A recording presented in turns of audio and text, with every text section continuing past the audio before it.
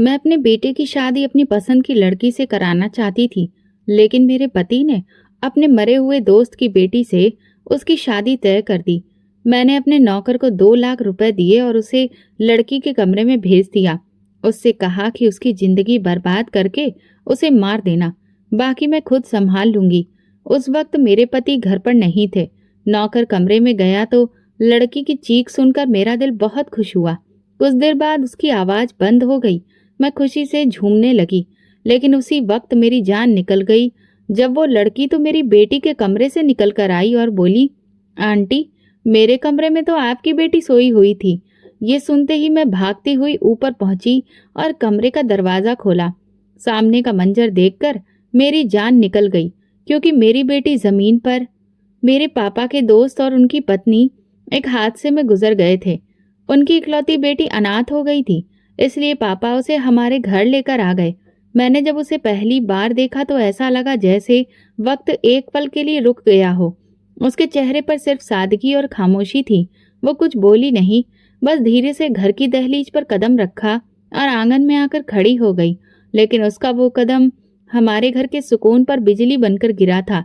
माँ की आंखें उसे देखकर गुस्से से लाल हो रही थीं और माथे पर बल पड़ गए थे। माँ जोर से चिल्लाकर बोली, देखो जी, इस लड़की को चुपचाप वापस छोड़ आओ, और अगर ऐसा नहीं हुआ तो मुझे तलाक दे दो। पापा ने कुछ नहीं कहा, बस एक ठंडी सांस ली और अपने कमरे में चले गए। माँ की आंखों से नफरत साफ झलक रही थी। वो ना उस लड़की को देखना चाहती थी, ना ही 1 मिनट के लिए घर में बर्दाश्त कर पा रही थी। मैंने तुरंत अदिति को अपने कमरे में ले जाकर बिठा दिया। वो कुछ भी नहीं बोली, बस बैठकर खाली नजरों से कमरे को देखती रही। मैं उसकी हालत समझ सकती थी। उसने अपने माँ बाप को खोया था और अब जिस घर में वो आई थी वहां उसके लिए कोई जगह नहीं थी, सिर्फ नफरत थी। लेकिन वो बिल्कुल भी शिकायत नहीं कर रही थी, जैसे हर दुख को अपने अंदर ही अंदर निगलने की आदत उसे हो चुकी हो। उस शाम घर 2 हिस्सों में बट गया। एक तरफ माँ और उनके जिगर का टुकड़ा मेरा भाई रोहन, और दूसरी तरफ पापा और मैं। रोहन ने माँ की बात मान ली। उसने अदिति से साफ इनकार कर दिया, बल्कि वो नजरें तक चुराने लगा। शायद वो अपनी माँ का लाडला था। शायद उसने माँ की आंखों में छुपी नफरत को इतनी गहराई से महसूस कर लिया था कि वो खुद भी उसी रंग में रंग गया था। मैं जानती थी कि रोहन का दिल नरम है, लेकिन माँ के प्यार के सामने शायद हर जज्बा छोटा पड़ जाता है। अदिति को ऊपर वाले फ्लोर पर शिफ्ट कर दिया गया था, जहाँ पापा ने कुछ ही दिनों में मरम्मत का काम अच्छे से करवाया था, मगर वहां की सफाई अभी बाकी थी। मैं रोज शाम को उसके पास बैठती, थोड़ी देर उससे बातें करती, मगर ज्यादातर वक्त वो खामोश रहती थी। वो किसी से कुछ मांगती नहीं थी, कुछ कहती नहीं थी, जैसे दुनिया की हर उम्मीद उसके लिए दफन हो चुकी हो। अदिति के लिए माँ का जो ठंडा रवैया था, वो पिताजी के लिए भी कोई नई बात नहीं थी, लेकिन अब उनमें कुछ ऐसा जहर आ चुका था जो पहले कभी उनके व्यवहार में नहीं देखा था। वो खामोशी, मगर उनकी खामोशी भी चिंगारी सी थी। मैंने कई बार उनकी आंखों में वो साया देखा जो इंसान को अंदर ही अंदर खा जाता है। मैं हैरान थी कि आखिर वो इतनी नफरत क्यों कर रही हैं। वो तो एक बच्ची है, क्यों उसकी मौजूदगी बर्दाश्त नहीं कर पा रही? इन सवालों के जवाब तक मेरे पास नहीं थे, लेकिन फिर मुझे अंदाजा होने लगा था कि अतीत में जरूर कुछ ऐसा हुआ है जो माँ की नफरत को इतनी हद तक ले आया। उधर रोहन बदल गया था। वो जो कभी हंस हंस कर बात करने वाला भाई था, अब हर वक्त चुपचाप रहता था। कभी कभार गुस्से से बात करता और अक्सर माँ के साथ ही बैठा नजर आता था। एक दिन जब अदिति आंगन में पौधों को पानी दे रही थी तो रोहन वहीं से गुजरा। उनकी नजरें मिली और एक लम्हा भर को वक्त थम सा गया। रोहन की आंखों में हैरत और कशिश दोनों थी, और अदिति ने पहली बार नजरें झुकाने से पहले थोड़ी देर के लिए रोहन की तरफ देखा। वो लम्हा मैंने महसूस किया और मैं समझ गई कि खामोशी में भी जज्बात पलते हैं, लेकिन माँ की आंखें कुछ भी छुपा नहीं सकती। जब माँ को रोहन और अदिति की नजर टकराने का एहसास हुआ तो जैसे वो अंदर ही अंदर फट गई। उनके लिए ये सिर्फ एक लड़की नहीं थी, बल्कि कोई पुराना जख्म थी जो वक्त के साथ अब नासूर बन चुका था, और इस नासूर को अब वो पूरी तरह से खत्म कर देना चाहती थी। मैंने माँ को उस दिन आईने के सामने खुद से बात करते सुना था। वो कह रही थी, अब मैं कुछ भी कर जाऊंगी, कुछ भी, किसी भी हद तक, लेकिन उसे यहाँ बिल्कुल भी नहीं रहने दूंगी। ये सुनकर मैं अंदर ही अंदर घबरा गई। माँ, वो माँ थी जो कभी हम पर भी अपनी जान न्यौछावर करती थी, पर अब उनकी आंखों में सिर्फ एक जज्बा था, इंतकाम का। उसी रात मैं छत पर बैठी हुई थी, ठंडी हवा के मजे ले रही थी। नीचे से अदिति की सिसकियों की आवाज आ रही थी, जैसे वो किसी बुरे सपने में रो रही हो। मैं जानती थी कि वो सपने में नहीं बल्कि हकीकत में रो रही थी। उसकी दुनिया पूरी तरह उजड़ चुकी थी। इस घर में भी उससे प्यार करने वाला कोई नहीं था। मुझे नहीं पता था कि आने वाले दिनों में क्या होने वाला है, मगर एक बात मैं जरूर जानती थी कि ये कहानी अभी शुरू हुई थी और मैं इस कहानी का वो किरदार बन चुकी थी जिसे हर दर्द महसूस कराना था, हर मंजर देखना था और हर सच जानकर भी चुप रहना था। ऊपर वाला फ्लोर जैसे किसी पुरानी भूली बिसरी याद की तरह बना था। फर्श पर मिट्टी की मोटी परत थी और खिड़कियां ऐसे बंद थीं जैसे सालों से किसी ने उन्हें खोला ही ना हो। उन पर बहुत बड़े बड़े जाले लगे थे। जब पापा ने अदिति को वहां ले जाकर कहा कि अब से यही तुम्हारा कमरा है, तो उसकी आंखों में वही खामोशी लौट आई जो उसके चेहरे से कभी जाती ही नहीं थी। उसमें ना कोई शिकायत थी, न सवाल, जैसे वो हर नाइंसाफी को अपनी किस्मत का फैसला मानकर चुपचाप सब कुछ कबूल कर चुकी हो। मैं अगले दिन सुबह ही उसके पास चली गई। झाड़ू, कपड़ा, पानी की बाल्टियां और पुराने गंदे कपड़े उठाकर हमने सफाई शुरू की।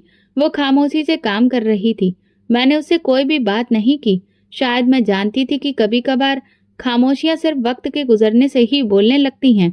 कमरे का एक कोना खास तरीके से बिखरा पड़ा था, जहां एक पुराना अलमारी नुमा फ्रेम झुका हुआ खड़ा था। उसके नीचे कुछ डिब्बे और टूटे हुए बोर्ड रखे थे। जब हमने वो जगह साफ करना शुरू किया तो मेरा हाथ एक लकड़ी के बक्से से टकराया, जिस पर मोटी मिट्टी की परत जमी हुई थी और जंग से भरा हुआ ताला लगा था। ये बक्सा बहुत भारी था और उसकी मौजूदगी कुछ ऐसी थी जैसे वो बरसों से किसी गहरे राज की निगरानी कर रहा हो। मैंने उसकी धूल साफ की और फिर बक्से को ताकत लगाकर बाहर खींच दिया। अदिति ने चौंक कर मेरी तरफ देखा। शायद उसे कुछ अंदाजा हो गया था या फिर वो मेरी बेचैनी को महसूस कर चुकी थी। मैंने उसे कुछ भी नहीं कहा, बस तौलिया लेकर बक्से को अच्छे से लपेटा और एक जोरदार पत्थर से ताले पर चोट मारी। ताले के खुलने की आवाज ऐसी थी जैसे कोई पुराना दर्द चीख कर जाग उठा हो। बक्से का ढक्कन फिर मैंने धीरे से उठाया और अंदर जो कुछ भी था वो देखकर मैं पत्थर सी हो गई। वहां पर मुरझाए हुए कई गुलाब के फूल थे जो अब पूरी तरह से सूख चुके थे और काले रंग के हो चुके थे, जैसे कि वो किसी की मोहब्बत की अर्थी पर बिछाए गए हों। उसमें एक खूबसूरत सा चमचमाता हुआ परांदा था जो शायद कभी किसी दुल्हन के बालों में चमका होगा। कुछ टूटी हुई चूड़ियां थीं जिनका रंग अब बहुत ही हल्का पड़ चुका था। उन सबके बीच एक कपड़े में लिपटी हुई डायरी भी रखी हुई थी और कुछ पुराने लिफाफे थे जिन पर धुंधली स्याही से कुछ पते लिखे हुए थे। मैंने वो डायरी खोली और जैसे ही पहला पन्ना पलटा, कुछ तस्वीरें उसमें से नीचे गिरी। मैं झुककर उन्हें उठाया और वो पल, वो लम्हा जैसे किसी ने मेरे दिल पर ठंडी बर्फ रख दी हो। वो अदिति के पापा की तस्वीर थी, मेरी माँ के हाथों से संभाली गई वो सीधी मगर साफ तस्वीर, जो इस बात का सबूत थी कि ये बक्सा किसी बेमतलब की याद का टुकड़ा नहीं बल्कि एक पूरी कहानी का दरवाजा था। मेरी सांस जैसे रुक गई। मैंने जिंदगी में कभी भी नहीं सोचा था कि मेरी माँ के दिल में कोई ऐसी याद भी होगी, कोई ऐसा रिश्ता छुपा होगा जिसका हमें अंदाजा तक नहीं था। मैं डायरी को अपने हाथों में पकड़कर खोलने लगी। पहला पन्ना जैसे किसी मोहब्बत से भरी चीख का आईना था। प्यारे राजेश, तुम्हारे बिना जिंदगी बिल्कुल बेरंग लगती है। ये चिट्ठी माँ ने अदिति के पापा को लिखी थी। उनके शब्द, उनकी सादगी और जज्बात की शिद्दत ने जैसे मुझे जकड़ लिया। मैं एक एक शब्द पढ़ती गई और हर पन्ने के साथ एक नया पर्दा हटता गया। खतों में माँ ने अंकल से अपने प्यार का इजहार किया था। वो उन्हें चाहती थी, उनसे शादी करने की इच्छा रखती थी। वो उनकी मौजूदगी में उनके साथ ही जीना चाहती थी। लेकिन अगले कुछ खतों में पूरी तरह से बदलाव आ गया था। अंकल का जो भी जवाब था वो उन खतों से साफ झलक रहा था। वो माफी मांग रहे थे और माँ को इनकार कर रहे थे। एक खत में साफ लिखा था, ओ माँ, तुम बहुत अच्छी हो, लेकिन मैं तुम्हारी बेस्ट फ्रेंड से प्यार करता हूँ और मैं उसी को अपना हमसफर बनाना चाहता हूँ। बेस्ट फ्रेंड यानी कि अदिति की माँ। मेरे दिल की धड़कन बहुत तेज हो गई। मेरे सामने पूरी तस्वीर साफ होने लगी थी। माँ ने अंकल से प्यार किया था और अंकल ने इनकार कर दिया था। वो प्यार जो किसी के भी वजूद को जलाकर राख कर दे, वो मोहब्बत जो पूरी तरह से रद्द कर दी गई हो, और इनकार होने के बाद जो कुछ बचता है वो या तो खामोशी होती है या फिर बदला। माँ ने खामोशी तो ओढ़ ली थी, मगर अंदर ही अंदर वो बदले की आग में जल रही थी, और वो आग अब अपनी चरम सीमा पर पहुंच चुकी थी। यही वजह थी कि उन्होंने अंकल से सारे रिश्ते तोड़ दिए होंगे। वो कभी उनके घर नहीं गईं और उन्हें कभी अपने घर भी नहीं आने दिया। उन्होंने पिताजी को भी उनसे रिश्ता नहीं रखने दिया। अदिति उनके लिए सिर्फ एक अनाथ लड़की नहीं थी, वो उस औरत की बेटी थी जिसने उनका प्यार छीन लिया था। ये नफरत किसी एक दिन की नहीं थी, बल्कि ये तो बरसों पुरानी चिंगारी थी जो अब जाकर ज्वालामुखी बन चुकी थी। मैंने वो बक्सा बंद कर दिया और कमरे की खामोशी में कुछ देर बैठ गई। अदिति ने मुझसे कुछ भी नहीं पूछा। शायद वो जानती थी या शायद वो भी समझ गई थी कि माँ का व्यवहार उसके साथ क्यों इतना कठोर है। उसी दिन मैंने पहली बार उसकी आंखों में वो नमी देखी थी जो शब्दों से बयां नहीं हो सकती थी, बस कहीं खामोशी में खो गई थी। वो फ्लोर, वो बक्सा, वो खत, सब कुछ बदल चुका था। माँ अब मेरे लिए सिर्फ माँ नहीं रही थी, वो एक औरत बन चुकी थी जो कभी मोहब्बत में वक्त के साथ थी, फिर जख्मी हुई और फिर वो जहर बन गई। बाद में चुपके से मैं वो बक्से का सामान अपने कमरे में ले आई। कमरे का दरवाजा बंद था, मगर मेरे अंदर जैसे दरवाजे खुलते जा रहे थे। मैं अकेली थी, हाथों में डायरी थी, सामने बिखरे हुए वो पुराने खत जो बरसों से वक्त की परत में दबे हुए किसी राज को अपने आप में चुपचाप समेटे हुए थे। मैंने सांस रोककर फिर पढ़ना शुरू किया। पहला खत, जैसे माँ की जवानी की धीमी धड़कती हुई धड़कन हो। शब्दों में मोहब्बत की खुशबू थी, ऐसी मासूमियत जैसे किसी शौकीन लड़की ने पहली बार दिल के जज्बातों को स्याही में डुबोकर कलम से लिखा हो। राजेश, तुम्हारी आंखें जब मुझे देखती हैं तो लगता है जैसे वक्त रुक जाता है। तुम्हारा सुकून मेरे दिल की धड़कन जैसा है। ये माँ के शब्द थे, वो उमा जो मेरे लिए हमेशा एक सख्त मिजाज वाली और तेज लहजे की माँ थी, यहाँ एक नरम दिल रखने वाली, सपने देखने वाली लड़की थी, एक लड़की जो मोहब्बत में डूबी हुई थी। अगले खतों में जज्बात की शिद्दत बढ़ती गई। वो पल जो शायद कभी किसी को कहे बिना खत्म हो गए थे, अब मेरी आंखों के सामने शब्दों में सांस लेने लगे थे। मैंने माँ के वजूद को एक नया रंग लेते देखा, मोहब्बत का रंग। वो राजेश अंकल के लिए जीती थी, उनसे शादी के सपने देखती थी, उन्हें अपने बच्चों का पिता बनते देखना चाहती थी। मैंने खत पढ़ते पढ़ते माँ को एक नई नज़र से देखना शुरू किया। वो ठंडा लहजा रखने वाली औरत नहीं थी, वो कभी मोहब्बत की कैदी रह चुकी थी, किसी सपने के पीछे भागती हुई लड़की थी जो शायद वक्त से हार गई थी। फिर एक खत में माँ ने लिखा, माँ मुझे तुम्हारी बात कर रही थी, वो पूछ रही थी, वो कहती हैं कि तुम और मैं एक साथ बहुत अच्छे दिखते हैं। ये सुनकर मेरा दिल जैसे फूल की तरह खिल उठा। राजेश, तुम कब बात करोगे? यहाँ मेरी पलकें भीग गईं। माँ ने एक जमाने में कैसी उम्मीद बांधी होगी, कैसे रातों को छत के नीचे लेटकर चांद को देखते हुए उसका चेहरा सपने में सोचा होगा। लेकिन फिर एक खत जिसने सब कुछ बदल दिया। वो खत था राजेश अंकल का। उमा, तुम बहुत अच्छी हो, तुमसे बेहतर शायद ही कोई हो, मगर मेरा दिल किसी और के लिए धड़कता है। मैं तुम्हारी बेस्ट फ्रेंड रजनी को पसंद करता हूँ। हम दोनों बचपन से एक दूसरे को चाहते हैं और मैं उसी से शादी करना चाहता हूँ। मुझे उम्मीद है कि तुम मेरी इस बात को समझोगी।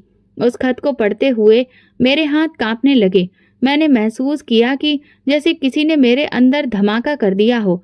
हर शब्द माँ के दिल पर चाकू की तरह लगा होगा। मोहब्बत जो हर रोज दिल में बसती थी, जिसके सपने उन्होंने अपनी तन्हाई में अकेले बुने होंगे, वो एक लम्हे में किसी और की झोली में डाल दिए गए थे। फिर अगले खत में सिर्फ खामोशी थी, दिल का टूट जाना और प्यार की जगह जहर का पनप जाना। माँ के शब्दों में दर्द था, बेइज्जती थी और वो शिद्दत जो मोहब्बत से नफरत में बदलती है। तुमने मुझे बदनाम कर दिया है राजेश, तुमने मेरी मोहब्बत की बेइज्जती की है। तुमने वो चुनाव किया जो मेरी आंखों के सामने था और मैं उससे हमेशा बेहतर थी। तुमने मुझे हरा दिया है और मैंने अपनी ही आंखों के सामने अपनी आत्मा को मरते हुए देखा। माँ के हर शब्द से नफरत ने जन्म लिया, वो नफरत जो एक औरत की बेबसी से पैदा होती है और बरसों बाद किसी और की जिंदगी में जहर बनकर उतरती है। अदिति की जिंदगी में मैं अब सब कुछ समझ चुकी थी और ये सच जानकर मेरे लिए माँ को समझना और उनकी नफरत को देखना और भी ज्यादा मुश्किल हो गया था, क्योंकि अब मैं जानती थी कि उनके अंदर जो जहर है वो उनकी आदत की वजह से नहीं है, बल्कि किसी गहरी चोट का नतीजा है। एक ऐसी चोट जो वक्त के साथ नासूर बनी और फिर उसकी जड़ों ने पूरे वजूद को खुद में लपेट लिया था। मैं देर तक बैठकर उन खतों को गोद में रखे खाली नजरों से सोचती रही, छत को देखती रही। दिल में एक दर्द सा उतर आया था। मैं सोच रही थी कि अगर अंकल ने माँ को चुन लिया होता तो शायद हमारी जिंदगी कुछ और ही होती। शायद मैं प्यार की गोद में सुकून पाती। शायद अदिति हमारे लिए सिर्फ अनाथ लड़की नहीं होती, बल्कि प्यार की निशानी होती। लेकिन ऐसा नहीं हुआ, और जो नहीं हुआ वही सब कुछ बर्बाद कर गया। घर अब वो घर नहीं रहा था जहाँ हंसी की आवाजें गूंजती थीं, या शाम को चाय के वक्त सब लोग एक जगह बैठते थे। हर कमरे में खामोशी का बोझ दिखाई देता था। दरो दीवार भी जैसे एक दूसरे से नजर चुरा रहे थे। हर इंसान अपनी ही दुनिया में कैद था, मगर सबकी सांसों में बस एक ही कमी गूंज रही थी, अदिति। अदिति के लिए माँ का व्यवहार दिन ब दिन सख्त होता जा रहा था। वो अदिति से ऐसे बात करती जैसे वो कोई बोझ हो या कोई ऐसी चीज जो अशुद्ध हो गई हो और घर की हवा को गंदा कर रही हो। कभी उसे नाश्ता नहीं मिलता तो कभी उसे पूरे घर का काम करवाया जाता, और अक्सर ऐसे ताने दिए जाते कि जैसे अनाथ होना कोई गुनाह हो। अनाथ हो तो सर झुकाकर जियो, सर उठाने की तुम्हारी औकात नहीं है। लेकिन इस सब के बावजूद अदिति के चेहरे पर एक खामोश सी रोशनी थी। वो हर काम चुपचाप करती, कभी किसी से न लड़ती न कभी शिकायत करती। उसकी आंखों में अजीब सी खामोशी बोलती थी जो सुनने वाले को बेचैन कर देती थी। और शायद यही चीज थी जो रोहन को बेबस कर रही थी। रोहन जो माँ की बातों में आकर अदिति से दूर था, अब धीरे धीरे उसकी तरफ खिंचने लगा था। मैंने उसे कई बार ऊपर की तरफ देखकर कुछ सोचते हुए देखा था, जैसे वो कुछ कहना चाहता हो लेकिन शब्द गले में फंस जाते हों। वो कभी कभी चुपचाप पानी का गिलास रखकर चला जाता, कभी किचन में उसके करीब आकर खामोशी से देखता, फिर कभी सिर्फ दूर से ही उसकी झुकी नजरें देखा करता। अदिति ने कभी भी आंख उठाकर रोहन को नहीं देखा था। शायद वो जानती थी कि कोई भी जज्बा, कोई भी नजर उसके लिए खतरा बन सकती है। वो माँ की नफरत को बहुत अच्छी तरह से जान चुकी थी और उसका सामना करने की हिम्मत उसमें नहीं थी। लेकिन रोहन की नजरों में वो बेकरारी थी जो छुपाए नहीं छुप रही थी। कभी कभी वो नीचे आकर बेवजह मुझसे अदिति के बारे में सवाल करता। वो खाना खा चुकी है? वो ठीक है? कुछ चाहिए तो नहीं उसे? मैं सब समझती थी कि उसका दिल हार चुका था। अदिति की मासूमियत, उसका सुकून, उसकी आंखों की बेबसी ने रोहन के दिल में एक आग सी लगा दी थी। और ये वो मोहब्बत थी जो शब्दों की मोहताज नहीं थी। ये नजर, खामोशी और जज्बे की कहानी थी। माँ को जब पहली बार शक हुआ, वो दिन मुझे आज भी याद है। रोहन ऊपर कुछ सामान देने गया हुआ था और मैं नीचे किचन में थी। माँ दरवाजे के पीछे खड़ी हुई थी और उन्होंने रोहन को अदिति को एक पुराना चम्मच देते हुए देख लिया था, जिसमें कुछ भी ऐसा खास नहीं था। वो एक साधारण सी बात थी, मगर माँ की आंखों ने उसमें कुछ और ही पढ़ लिया था, जैसे उनके दिल में एक छुपा जहर जाग गया हो। उसी दिन के बाद माँ की नजरें बदल गईं। वो हर वक्त चौकन्ना रहने लगी थी। अदिति के हर कदम पर उनकी नजर होती और रोहन के हर बहाने पर वो शक करती। उन्होंने बातों बातों में रोहन से कहना शुरू किया, तुम्हें भी तो एक दिन घर बसाना है, कोई अच्छी सी अमीर सी लड़की ढूंढेंगे तुम्हारे लिए। रोहन ये सुनते ही चुप हो जाता या फिर कमरा छोड़कर चला जाता। मैं माँ की आंखों में वो नफरत देख रही थी जो सिर्फ दुश्मनी के लिए नहीं होती। ये वो जहर था जो दिल के किसी एक कोने में जन्म लेता है, जहाँ कभी प्यार बसा ही ना हो। अब उन्हें अदिति की हर सांस खटकने लगी थी और रोहन की नजरें उनके लिए जंग का ऐलान बन गई थी। एक शाम जब बारिश हो रही थी, रोहन ने अदिति को छत से नीचे उतरने में मदद की। उसने पल भर के लिए उसके हाथ को पकड़ लिया था, सिर्फ सहारा देने के लिए। मगर माँ ने ये नज़ारा देख लिया। वो कुछ भी नहीं बोली, बस अंदर चली गई। लेकिन उनकी आंखें बता रही थी कि अब कुछ बहुत बड़ा होने वाला है। अदिति और रोहन की ये खामोशी, ये प्यार जो अभी सिर्फ नजरों और एहसास की सतह पर था, माँ के लिए बर्दाश्त करना मुश्किल बन चुका था, जिसे वो दोबारा सहन नहीं करना चाहती थी। उनके दिल का जख्म अब नासूर बनकर फटने को था। मैं जानती थी कि अब जो होगा वो सिर्फ दिलों की जंग नहीं होगी, वो एक ऐसी जंग होगी जिसमें सब कुछ जलकर राख हो जाएगा। सपना, इज्जत, रिश्ते और शायद इंसानियत भी। रोहन ने जब माँ की आंखों में अदिति के लिए बढ़ती हुई नफरत को महसूस किया तो उसका दिल जैसे अंदर से चटकने लगा था। वो जानता था कि माँ का स्वभाव बहुत ही सख्त मिजाज का है, मगर इस हद तक नफरत होगी ये उसके सपनों में भी नहीं था। अदिति को लेकर माँ की जुबान में कड़वाहट घुलकर आ रही थी और रोहन को हर लम्हा लगने लगा था कि वो किसी ऐसे मैदान में खड़ा है जहां अगर एक कदम गलत पड़ा तो सब कुछ बिखर जाएगा। वो कई रातें जागता रहा, छत पर बिना आवाज टहलता रहा और खुद से लड़ता रहा। उसके दिल में प्यार जन्म ले चुका था, मगर सामने दीवार माँ की पहचान की थी और माँ की पहचान एक बेटे के लिए दुनिया की सबसे बड़ी दीवार होती है। माँ उसे बार बार याद दिलाती थी कि उसका रिश्ता एक बड़े घराने की बेटी से तय करवा सकती है। वो चाहे तो उसके लिए पूरी दुनिया कदमों में ला सकती है, बस एक शर्त पर कि वो अदिति से नजर हटा ले। लेकिन रोहन अब वो नहीं रहा था जो सिर्फ माँ के इशारों पर चला करता था। अब वो एक मर्द था, एक आशिक था जो दिल की हदों पर मजबूर था।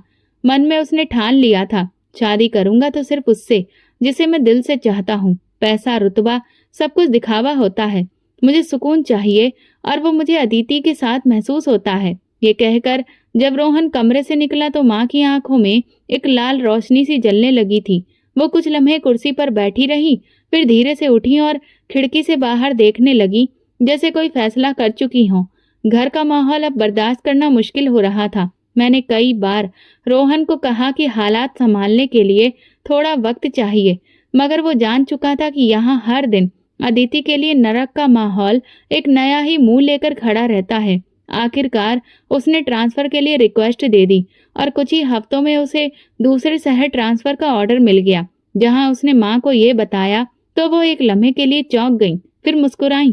ठीक है, शायद तुम्हें भी अब दूर रहने की जरूरत है, शायद तुम्हें भी दूर रहकर अकल आ जाए।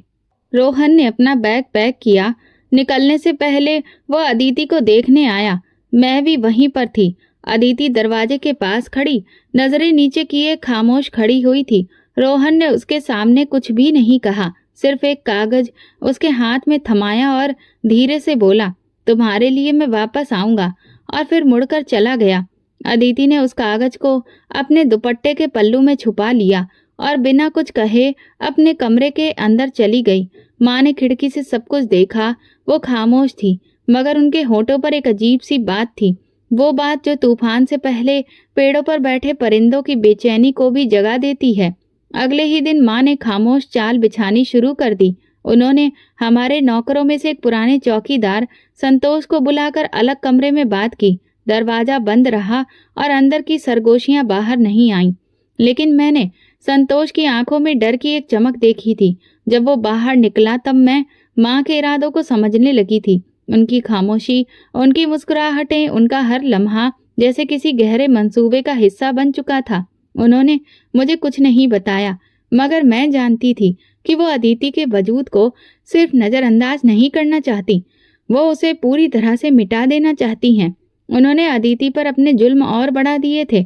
खाने पीने में भी कमी करने लगी, कामों में और ज्यादा जुल्म करने लगी और कभी भी ना खत्म होने वाले ताने देने लगी। लेकिन अदिति अभी भी वही थी, खामोश, बर्बाद और चुपचाप हर बात सहने वाली। उसके अंदर जैसे कोई तूफान कैद था, लेकिन वो उस तूफान को बाहर नहीं लाना चाहती थी। एक दिन मैंने माँ को अपने कमरे में एक सफेद थैली में कुछ बोतल रखते हुए देखा। जब मैंने झांक कर देखी तो अंदर नींद की गोलियां थीं। मेरा दिल ये देखकर जोर से धड़कने लगा। वो लम्हा ऐसा था कि जैसे किसी ने मेरे गले में आग भर दी हो। मैंने माँ से पूछने की हिम्मत नहीं की, बस पीछे हट गई। मैं जान चुकी थी कि रोहन के जाने के बाद माँ ने जो खामोशी ओढ़ी है वो किसी तूफान के आने का संदेश दे रही थी। अब उनका मकसद सिर्फ एक था, अदिति को बदनाम करना, रोहन के दिल से निकाल देना और इस घर से हमेशा के लिए उसे बाहर कर देना। और ये सब कुछ सोचते हुए मैं सिर्फ एक ही सवाल के लिए साथ जिंदा थी कि क्या मैं कुछ कर सकूंगी या एक और तबाही और बेबसी देखने के लिए मजबूर रहूंगी। वो रात कुछ ज्यादा ही खामोश थी। सारा घर जैसे किसी अंधेरे में लिपटा हुआ था। मैं अपने कमरे में थी, लेकिन नींद आंखों से कोसों दूर थी। दिल बेवजह धड़क रहा था, जैसे कि कोई अनहोनी होने को हो।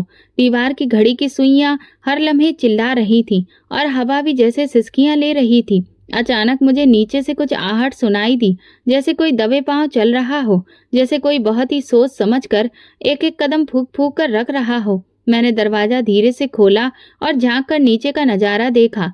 माँ किचन में थी। उनके हाथ में दूध का गिलास था और पास ही टेबल पर सफेद रंग की छोटी सी बोतल रखी थी। वो बड़े ही संभाल कर उस बोतल से कुछ गोलियां निकाल कर दूध में घोल रही थी। मैं दंग खड़ी रह गई। पूरे शरीर में चींटियां काटने लगी। गोलियां पूरी तरह से घुलने के बाद माँ ने गिलास को दुपट्टे में लपेटा, जैसे कि कोई बहुत ही कीमती चीज छुपा रही हो। उनका चेहरा आज कुछ ज्यादा ही सुकून से भरा लग रहा था, मगर आंखों में एक ऐसी चमक थी जो आम हालात में नजर नहीं आती थी। वो चमक जो सिर्फ तब आती है जब कोई अपना फैसला आखिरी मोड़ तक लेकर जा चुका हो। मैं कदम पीछे खींचे और छुपकर सीढ़ियों से नीचे उतरी। मेरी नजरें वहीं पर जमी हुई थीं।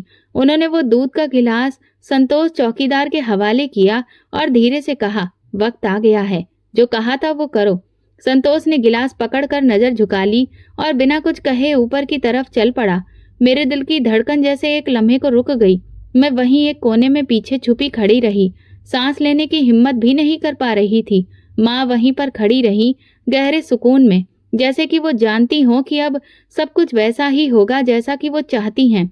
मुझे लगा कि जैसे मेरे कदम जमीन में धंस गए हों। मैं हिम्मत करके आगे बढ़ी, माँ के सामने जाकर खड़ी हो गई। ये क्या कर रही हैं माँ? आपको भगवान का वास्ता है, कोई भी जुल्म ना करिए। वो बच्ची है, मासूम है, अनाथ है, उसके साथ ऐसा कुछ मत करिए। माँ ने मेरी तरफ देखा, जैसे मेरी मौजूदगी उनके लिए कोई मायने ही नहीं रखती हो। उनकी आंखों में एक ऐसी ठंडक थी जिसे देखकर मेरी रूह कांप गई। तू खामोश हो जा, जो होना है वो होकर रहेगा। अगर तूने अपनी जुबान खोली तो तेरा अंजाम भी वही होगा जो उसका होगा।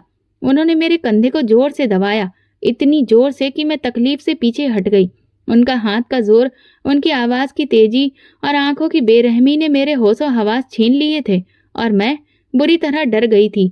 मैं पीछे हट गई, सिर्फ एक नजर ऊपर सीढ़ियों की तरफ डाली जहां संतोष एक एक कदम आगे बढ़ रहा था। मैं बेबस खड़ी रही, खुद को रोकने की कोशिश करती रही, मगर दिल में एक डर गहरा होता गया कि अगर मैंने कुछ किया तो शायद सब कुछ मेरे हाथों से भी निकल जाएगा। ऊपर वाले फ्लोर से कोई आवाज नहीं आई, सब कुछ माँ के हिसाब से ही हो रहा था। कुछ पलों के बाद संतोष वापस नीचे आया। उसके हाथ खाली थे। उसने माँ की तरफ एक इशारा किया, जैसे ये बता रहा हो कि जो होना था वो हो चुका है। माँ ने उसकी बात पर सर हिलाया और फिर धीरे कदमों से अपने कमरे के अंदर चली गई। दरवाजा बंद होने की आवाज मेरे होशो हवास पर बिजली बनकर गिरी थी। संतोष, वो एक दुबला पतला शरीर वाला, जो कि घर का मालिकाना चौकीदार था, जो सालों से हमारे घर में था, जिसे हमने कभी भी एक वफादार नौकर से ज्यादा और कुछ नहीं समझा था, आज इस घर के सबसे भयानक किरदार में बदल चुका था। वो दरवाजा बंद करके अंदर चला गया और मैं नीचे सीढ़ियों के साए में छुपी दीवार से चिपकी सांस रोककर खड़ी रही। मेरे दिल की धड़कन जैसे अंदर ही अंदर चिल्लाती रही और मेरे अंदर की हर आवाज बेबस हो गई। कमरे के अंदर बुरी तरह से खामोशी थी। कुछ लम्हों के बाद एक हल्की चीख सुनाई दी, फिर कुछ और तेज, और फिर जैसे कोई भयानक दहाड़ मेरे वजूद पर पड़ी। वो चिल्ला रही थी, वो अदिति थी। वो दर्द, वो चिल्लाना, वो खौफ मेरी हड्डियों में घुस गया। वो चीख किसी मासूम की चीख नहीं थी। वो चीख एक ऐसे वजूद की थी जिसकी इज्जत लूटी जा रही थी, जो अपनी आखिरी सांस ले रहा था। मेरी आंखें दरवाजे पर जम गईं, मगर मेरे कदम जमीन में धंसे थे। मैं कुछ भी नहीं कर सकी, सिर्फ आंखों से आंसू बहते रहे, जो गर्दन पर उतरते हुए मेरे शरीर की बेबसी की गवाही बन गए थे। दिल अंदर ही अंदर चिल्ला रहा था, जुबान सुन्न थी और मन में सिर्फ एक बात गूंज रही थी, काश मैं कुछ कर पाती। वक्त चलता रहा, न जाने कितने लम्हे, कितने घंटे गुजर गए। चीखने की आवाज धीरे धीरे और ज्यादा धीमी होती गई और फिर पूरी तरह से खामोशी छा गई। वो खामोशी जो किसी मौत की गवाही देती है, या किसी ऐसी टूट फूट की जो शब्दों में बयां नहीं हो सकती। फिर दरवाजा खुला, संतोष बाहर निकला। उसका चेहरा पसीने से भीगा हुआ था और सांस फूली हुई, आंखों में एक अजीब बहसीपन था। वो बिना कुछ कहे नजर उठाए बिना नीचे की तरफ बढ़ गया। उसके कदमों की छाप मेरे दिल पर बिजली बनकर गिर रही थी। कुछ लम्हों के बाद माँ सामने से धीरे धीरे चलती हुई आई।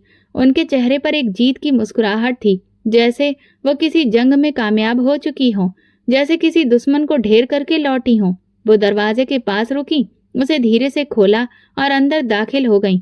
मैं खुद को घसीटते हुए जीने के किनारे तक खींच लाई। दरवाजा आधा खुला रह गया। माँ अंदर गई और कमरे की धीमी रोशनी में मैंने अदिति को देखा।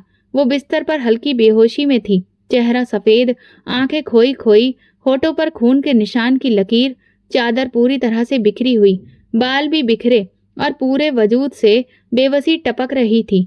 उसकी आंखें माँ पर जमी थीं। नहीं, जमी नहीं बल्कि ठहर गई थीं। वो नजर में आज तक किसी को नहीं देखी थी। वो ना नफरत की थी न दुख की।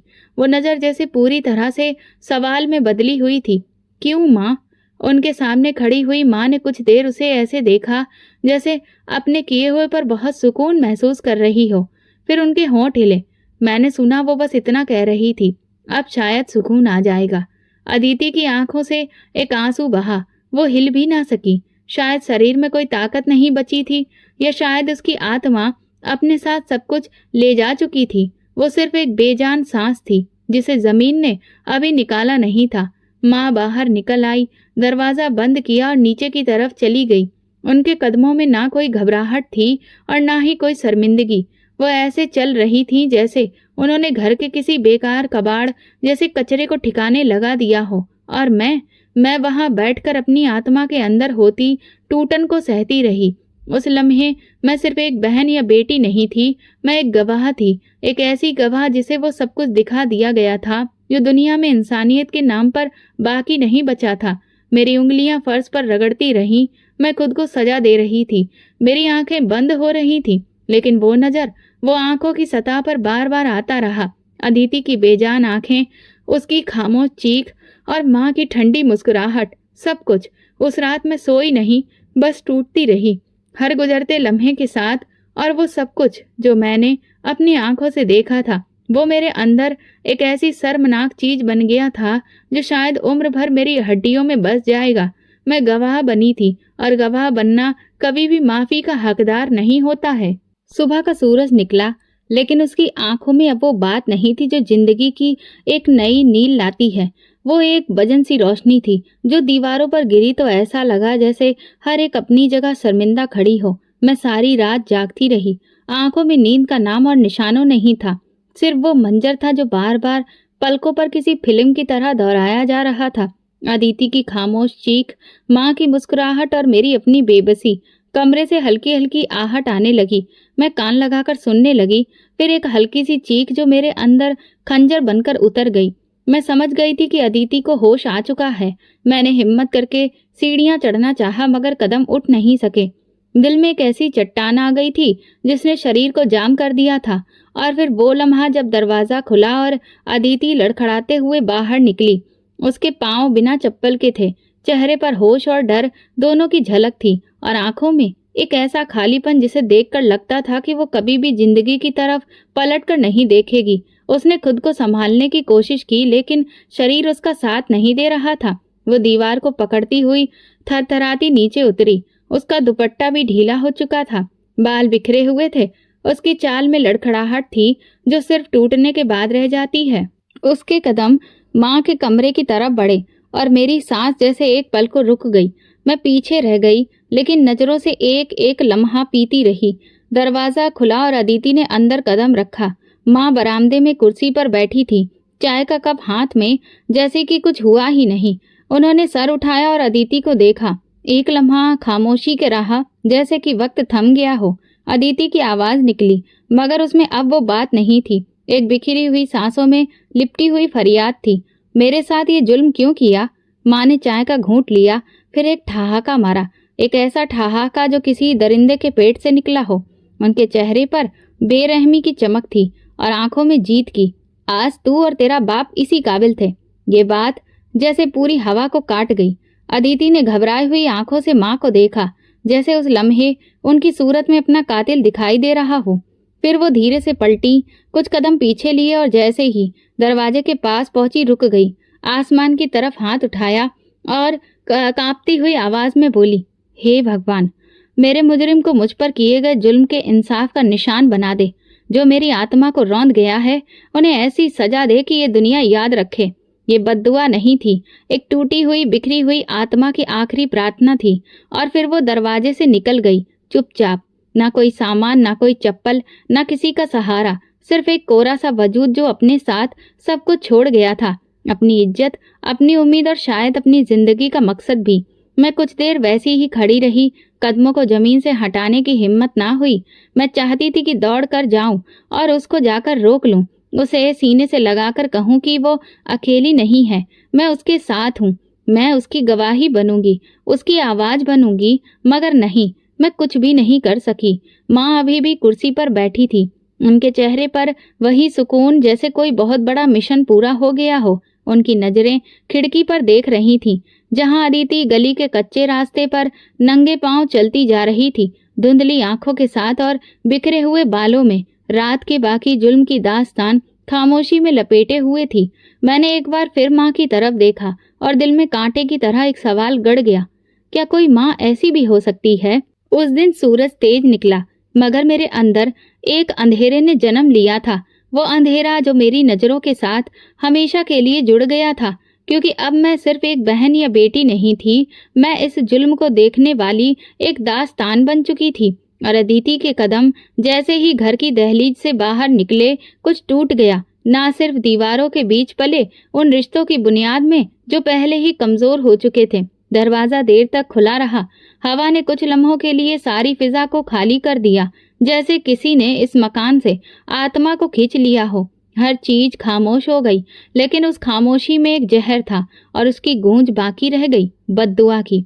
पापा नीचे के कमरे में थे, वो सब कुछ सुन चुके थे, कुछ देख भी चुके थे, लेकिन उनका चुप रहना सिर्फ बेबसी नहीं था, शायद दिल के अंदर के तूफान को बाहर आने से रोकने की आखिरी कोशिश थी। लेकिन जब उन्होंने अदिति को इस हालत में घर से जाते हुए देखा, अपने साथ बेइज्जती की धूल लिए, तो उनके सब्र का बांध टूट गया था। माँ कमरे में बैठी थी, वही पुराना एक्सप्रेशन चेहरे पर सजा हुआ, जैसे उन्हें अपने किए पर, किसी भी काम पर कोई शर्मिंदगी नहीं। मगर पापा की आंखों में वो फैसला था जो बरसों से दबाया जा रहा था। बस, बहुत हो गया उमा, तुमने आज हद पार कर दी। एक अनाथ बेसहारा बच्ची को इस हाल तक पहुंचाकर तुमने इंसानियत की आखिरी लकीर को भी मिटा दिया। अब मेरे पास तुम्हारे लिए कुछ भी नहीं बचा है। माँ ने पापा को देखा, मगर उनके चेहरे पर कोई घबराहट नहीं थी। शायद वो सोच रही थी कि पापा की ये बात सिर्फ एक धमकी होगी, जैसे हमेशा की तरह। लेकिन इस बार पापा ने खामोशी को फैसले में बदल दिया। उन्होंने तलाक देने का फैसला सुनाया। शब्द इतने कठोर और साफ थे कि दीवारों ने भी उन्हें सुन लिया। वो शब्द माँ पर ऐसे गिरे जैसे किसी मुजरिम पर अदालत का फैसला सुनाया गया हो। माँ का चेहरा सफेद पड़ गया था, उनके हाथ कांपने लगे। वो कुर्सी से उठने की कोशिश करने लगी, लेकिन पांव जैसे जमीन से जुड़ चुके थे। तुम ये नहीं कर सकते, वो चिल्लाईं, मगर पापा ने उनकी तरफ देखा तक नहीं। वो सामान उठाने लगे, धीरे धीरे, जैसे बरसों का बोझ उन कंधों से उतार रहे हों। और फिर बिना किसी और बात के वो दरवाजा खोलकर बाहर निकल गए। एक और रिश्ता अपने अंजाम को पहुंच चुका था। माँ कुर्सी पर गिर गई, जैसे जान निकल गई हो। उनके हाथ सिर पर गए। वो तड़प कर बोली, मुझे कुछ नजर नहीं आ रहा, मेरी आंखें, मुझे कुछ भी दिखाई नहीं दे रहा। मैं भागकर उनके पास पहुंची। उन्होंने मेरा हाथ पकड़ा, आंखें जोर से बंद की और फिर खोली, लेकिन उनकी नजर खाली थी, जैसे दुनिया उनसे छीन ली गई हो। वो बार बार पूछ रही थी, रोशनी कहाँ है, लाइट क्यों नहीं जल रही? मैं कांपते हाथों से उनके चेहरे को छूने लगी, उनकी आंखों को देखा। आंखें तो बिल्कुल सही लग रही थी, न लाल न फूली हुई, मगर उनकी रोशनी गायब हो चुकी थी। मैं उन्हें तुरंत अस्पताल ले गई। डॉक्टर ने पूरी तरह से चेकअप किया, रिपोर्ट भी बिल्कुल साफ थी। कोई भी शारीरिक खराबी नहीं आई थी, कोई न्यूरोलॉजिकल दिक्कत भी नहीं थी। सब कुछ सही था, मगर वो देख नहीं पा रही थी। ये नर्वस सिस्टम से किसी गहरे सदमे का नतीजा हो सकता है। ऐसी हालत में मरीज की नजर चली जाती है, मगर आंखों में कोई भी कमी दिखाई नहीं देती। डॉक्टर ने कहा, मैं जान गई थी कि ये सदमा सिर्फ शरीर का नहीं था, ये सदमा आत्मा का था। वो बद्दुआ जो अदिति ने आसमान की तरफ हाथ उठाकर मांगी थी, वो पूरी हो चुकी थी। भगवान ने माँ के कर्मों की सजा के तौर पर अपना पहला वार कर दिया था। मैं माँ को घर ले आई वो हर पल अब डर में सिमटी बैठी थीं। हर आहट पर चौंक जाती, अंधेरे में हाथ मारती और बार बार एक ही बात दोहराती, मुझे बचा लो, मुझे अदिति से माफी मांगनी है। वो बहुत दूर न चली गई हो। मैं हर रोज उन्हें देखती, जो कभी घर की रानी थी, जो अपनी मर्जी की मालकिन थी, आज एक बेबस औरत बन चुकी थी, जो 4 कदम भी किसी सहारे के बिना न चल सकती थी। वो जो दूसरों की जिंदगियों के फैसले करती थी, आज अपनी सांसों पर भी अधिकार नहीं रखती थी। और मैं तो हैरान नहीं थी। दिल में किसी तरह की हमदर्दी नहीं थी, बस एक ठहरा हुआ दुख था, क्योंकि मैं जानती थी कि जो किया जाता है उसकी सजा हमेशा लौट कर आती है, और जब वो आती है तो सिर्फ शरीर नहीं तोड़ती, आत्मा तक को जरूर करके रख देती है। 2 दिन गुजर चुके थे अदिति को गए हुए, लेकिन घर में वक्त जैसे रुक गया था। न कोई बात, न कोई हंसी, न कोई हरकत, सब कुछ बिना आवाज के मातम में डूबा हुआ था। माँ दिन रात एक कोने में बैठी अंधेरे को घूरती रहती। उनकी आंखें रोशनी से खाली हो चुकी थीं, मगर माँ का अंधेरा शायद उससे भी ज्यादा गहरा था। वो दिन चमकती धूप लिए आया था, मगर दोपहर के वक्त अचानक एक जोरदार चीख ने सारे घर को हिला दिया। अदिति, मुझे माफ कर दो। आवाज नीचे वाले सर्वेंट क्वार्टर से आ रही थी। मैं दौड़ती हुई नीचे पहुंची और वो मंजर देखा जिससे मेरी आत्मा कांप गई।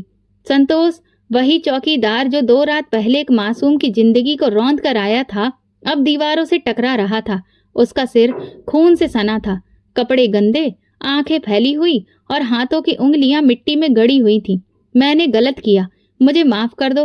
वो मुझे देख रही है, हर तरफ वही है, हर तरफ अदिति है। वो जमीन पर घिसट रहा था, कभी दीवारों से सिर मार रहा था, कभी हवा में हाथ उठाकर थप्पड़ खाने जैसी हरकतें कर रहा था, जैसे कोई अनदेखा हाथ उसे मार रहा हो, किसी अदृश्य ताकत ने उसे जकड़ रखा हो।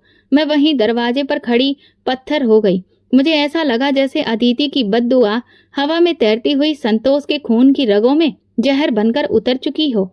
ऊपर माँ की चीख सुनाई दी, कौन है? कौन आ रहा है? ये मेरे साथ क्या हो रहा है? मैं ऊपर पहुंची तो माँ अपने कमरे के कोने में खड़ी थी।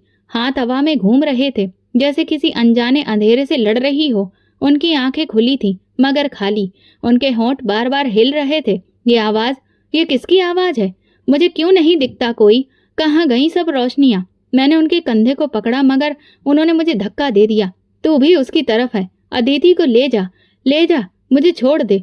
उस दिन मैंने देखा कि जुर्म सिर्फ शरीर को नहीं, आत्मा को भी नोच देता है। संतोष पागल हो चुका था, और अम्मा, वो तो अपनी रोशनी को खोकर अब अकल के दरवाजे पर बेहोश होकर दस्तक दे रही थी। ये बद्दुआ का अंजाम था, एक ऐसी पुकार का असर जो आसमान ने सुन ली थी और जमीन पर कहर बनकर उतर आई थी। रोहन की वापसी अचानक हुई थी। उसके कदमों की आवाज जैसे पुराने जख्मों को छेड़ गई। वो दरवाजे से अंदर दाखिल हुआ तो घर की हवा में वो खामोशी थी जो साधारण नहीं होती। वो खामोशी जिसमें शब्द दफन होते हैं और सच चुपचाप आंखों के पीछे चलता रहता है। क्या हुआ यहाँ? सब इतने खामोश क्यों हैं? माँ कहाँ है? रोहन की आवाज में परेशानी थी। मैंने उसे देखते ही अपने आंसू रोकने की कोशिश की, लेकिन मेरे सब्र का बंधन टूट गया। मैं रोहन को एक तरफ ले जाकर सारी सच्चाई बता दी।